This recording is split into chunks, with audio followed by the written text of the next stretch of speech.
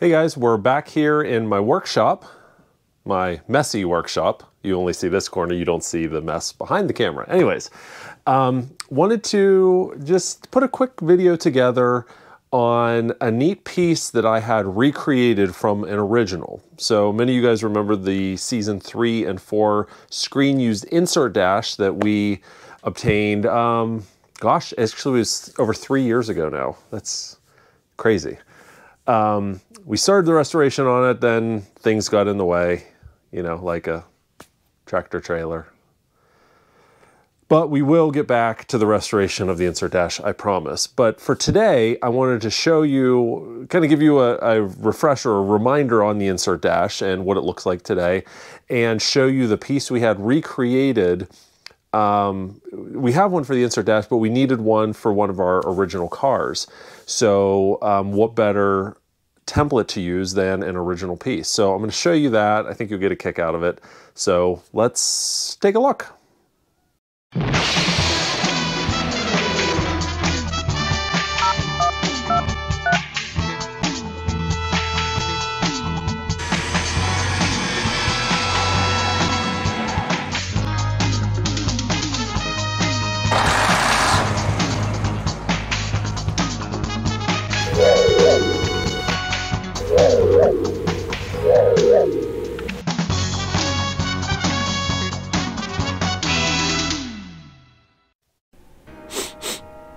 Do you smell that?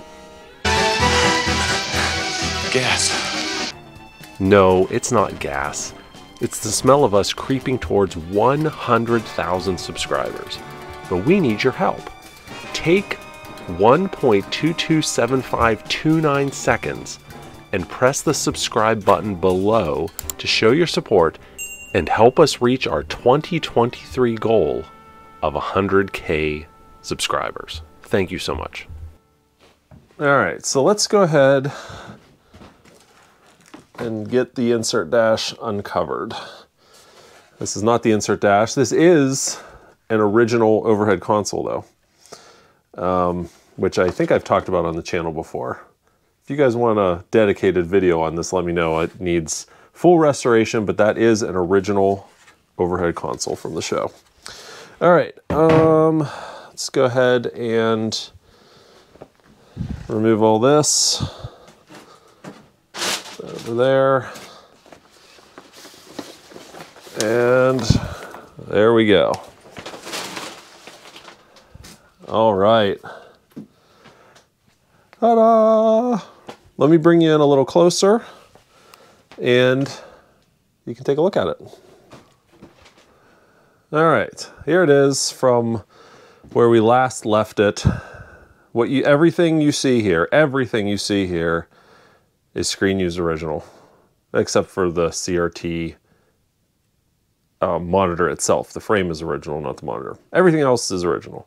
So obviously the pieces, the compass, the speedo, the other pod unit are still MIA. I'm hoping one day we'll get the lead to find these original pieces and reunite them with this dashboard. That would be amazing. But until then, we're still very, very happy with what we do have here. So this is, to my knowledge, the only surviving, well, I mean, hopefully that one's still surviving, but confirmed, original Screen Used pod buttons. So there's the actual Turbo Boost button that you see Michael press on the show in seasons 3 and 4. It is this actual button, which is really, really cool.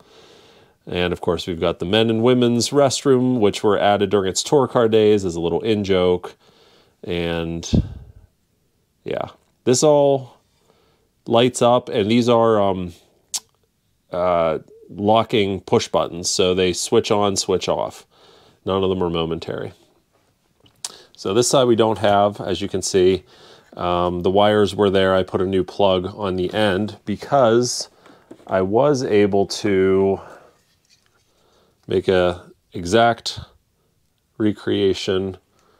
I haven't gotten the buttons in yet, but yeah, this is an exact recreation of that you can see there.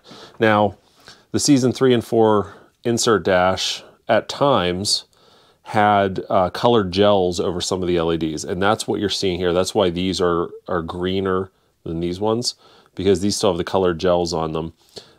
These ones had gels on them, but they've completely faded with the California sun over the years sitting out on the display. But you can see some of these displays still have the gels on top of them, but they're, you know, they're pretty faded. But we are not going to mess with these panels. We're going to leave them exactly how they are, except we're going to get them functioning again. Whenever this dash was placed in the car at the studio, after the show had ended, they had butchered all of the original electronics and then hardwired everything. So when you apply power to it, the lights, they just light up. They don't, you know, the tack doesn't go, the digits don't go, nothing like that. So they removed all the functionality from this dash, which is really unfortunate. But we're going to restore the functionality. Cosmetically, we're going to leave it alone, but restore the functionality. All right, we've got our voice box here. The voice box does work. You probably saw it in a previous video. One of our viewers years ago created some circuitry that was plug and play into this original voice box. We didn't have to modify it. That allows the voice box to work. There's your original normal auto pursuits. And the countdown. The countdown does work. That's what it looks like. Just like that. It even says, I don't know if you can see it, it actually says in pencil, power, fuel on, min RPM, igniters, which is really cool, in case they needed to make sure they all went in the right location. But this is the part that I had replicated, because the original intention was to put this dash back in one of our screen used cars. After the show ended, this dash was removed from storage and placed in one of our cars for tour purposes, for display purposes at the theme park and at the World Expo in Brisbane, Australia. We've covered all of that in a previous video. We did the whole history of that car, so you're definitely going to want to check that out. But we were going to place this dash back into that car, but there were a number of things stopping us. And the main thing stopping us was the fact that this dash actually does not fit in the car unless you rip out the factory Trans Am stock dash underneath. And that's what, when we got the car, there was no dash. It was just down to the firewall. But when we restored the car, we put a stock dash back in because it had a stock dash when it was being used as a stunt car. But we don't want to rip all that out just to put this dash in. And this dash should not be in a car where it's exposed to heat and cool and all that stuff. So we thought, well, it's better to just keep this as a separate piece, get it restored and functioning the way it was on stage 1 at Universal when it was used for all the insert shots, and then put a replica dash basically in the original kit. So that's what we did. And I was able to replicate all the replicate all the panels. The only thing I had yet to do was replicate the countdown. So I replicated the countdown. Let me show you.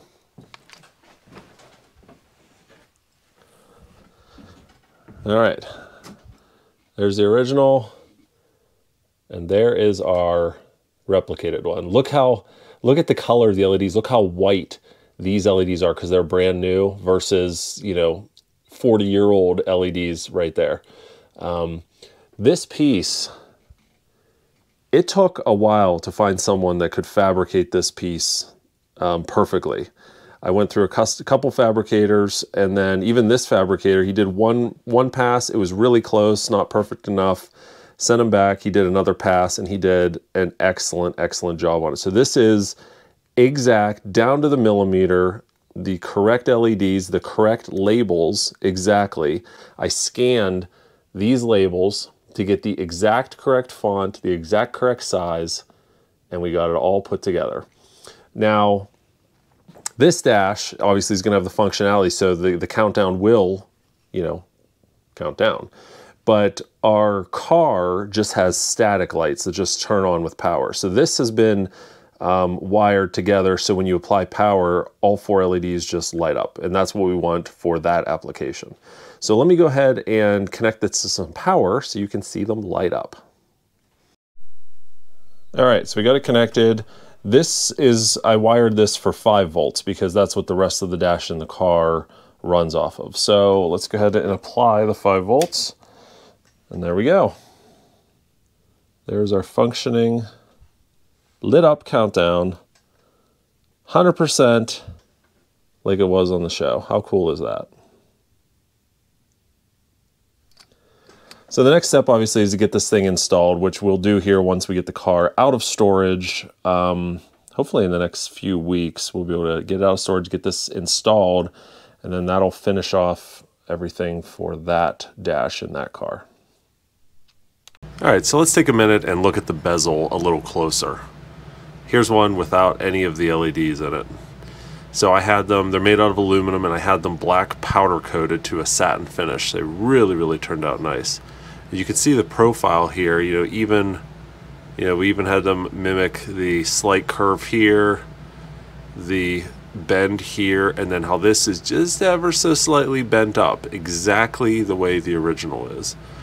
And those LEDs, the way they were designed from the show is the LEDs would actually slide into these slots. All right, so they'd slide in, so the front of the LED was flush with the front of the bezel, and then they put a dot of super glue on both sides of the LED to hold it in place. And then from there, it was simply wired up. Pretty neat, huh?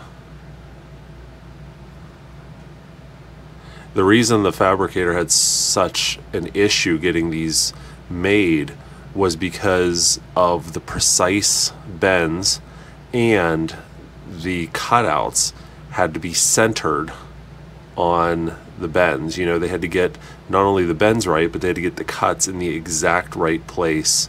So, but like I said, they did one pass, they got it nearly perfect, but the openings were a little too big, so they redid it, and I mean, they absolutely nailed it.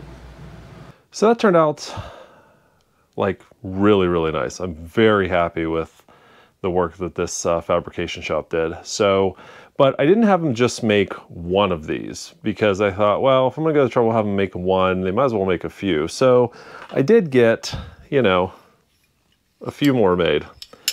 I'm probably gonna keep 1 or 2 extras, but if there's anyone out there that'd be interested in purchasing one of these, I don't have the time to solder them and put them together, but if you're interested in a do-it-yourself kit where you can get a bezel, you can get the 4 LEDs, and you can get the labels, and you can, put it together yourself. It's not hard to do.